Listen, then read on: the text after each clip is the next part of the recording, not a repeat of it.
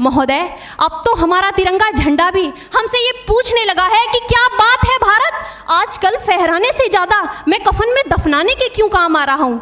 महोदय, हृदय तो उस दिन फट गया जब बूढ़ी माँ अपने बेटे के चिथड़ों को देखकर बोली कि साहब, आप तो भर्ती में 1 इंच भी कम नहीं लेते, मैं आधा शरीर कैसे ले लूं। महोदय, आज इन मानवाधिकारों के कारण इन आतंकियों के बंगलों की आकाओं की नाकफनी हंसती है और शहीद हुए हमारे जवानों के आंगन की तुलसी रोती है। जब एक शहीद हुए जवान की विधवा की वेदना चीख चीख कर ये कहती है कि प्यार भी भरपूर गया, मांग का सिंदूर गया, नन्हे नौनिहालों की लंगोटियां चली गई, छोटी छोटी बेटियों की चोटियां चली गई और आपके लिए तो एक आदमी मरा है साहब, मेरे घर की तो रोटियां ही चली गई। महोदय, किसी भी युद्ध को जीतने के लिए पहल करना सबसे ज्यादा आवश्यक है, क्योंकि इतिहास गवाह है कि पहल करके बड़े बड़े युद्धों के परिणाम बदल दिए गए हैं। परंतु आज मानवाधिकारों के कारण हमारे देश के जवान इस कदर बंधे हुए हैं कि अपनी ड्यूटी पर खड़े होकर भी वो आज पहल करने से डरते हैं, क्योंकि महोदय, भविष्य में उन्हें कटघरे में खड़े होने का डर सता रहा होता है। वो ये जानते हैं कि चाहे एक उग्रवादी की राइफल से निकलने वाली गोली को ये तय करना पड़े या ना पड़े कि वो किसे लगेगी, लेकिन हमारी राइफल से निकलने वाली हर गोली को ये निर्णय लेना पड़ता है कि चाहे वो किसी निर्दोष को लगे, दोषी को लगे या ना लगे, परंतु किसी निर्दोष को नहीं लगनी चाहिए। यदि ऐसा हुआ तो ना तो ये समाज हमें छोड़ेगा, ना ही तिल का ताड़ बनाने वाली ये मीडिया हमें छोड़ेगी। और महोदय, मानवाधिकार के तले किसी जवान को दबाकर युद्ध के मैदान में छोड़ देना कोई वीरता नहीं, एक आत्महत्या है। क्योंकि महोदय, फूल को श्रृंगार दो ये मुमकिन नहीं और एक वीर को झनकार दो ये मुमकिन नहीं। जो हाथ बांध दे सेना के, ऐसे मानवाधिकार का पालन संभव नहीं।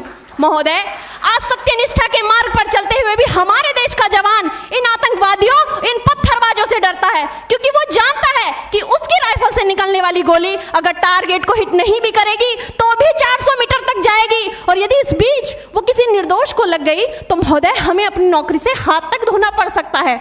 और महोदय, अपनी नौकरी को बचाने की खातिर एक जवान आज ये सोचता है कि चाहे सांप मरे या ना मरे, परंतु लाठी नहीं टूटनी चाहिए, क्योंकि आज हमारे देश के हालात कुछ ऐसे हो गए हैं कि चिरागों को हवाओं में उछाला जा रहा है, हवाओं पर भी रोब डाला जा रहा है। अरे हम ही तो बुनियाद है आंतरिक सुरक्षा की, और आज हमें ही नौकरी से निकाला जा रहा है। महोदय, जब पुलवामा में 44 जवान शहीद हुए, छत्तीसगढ़ में 76 जवान शहीद हुए, तो कोई भी मानवाधिकार की दुहाई देने वाला हमारे पक्ष में आकर खड़ा नहीं हुआ।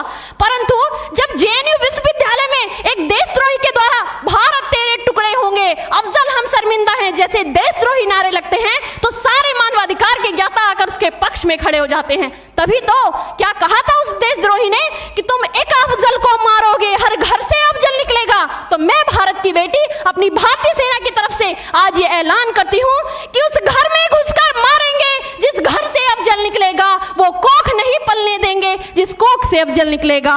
उठो देश के वीर जवानों, तुम सिंह बनकर दहाड़ दो और एक तिरंगा झंडा उस कन्हैया के सीने में गाड़ दो।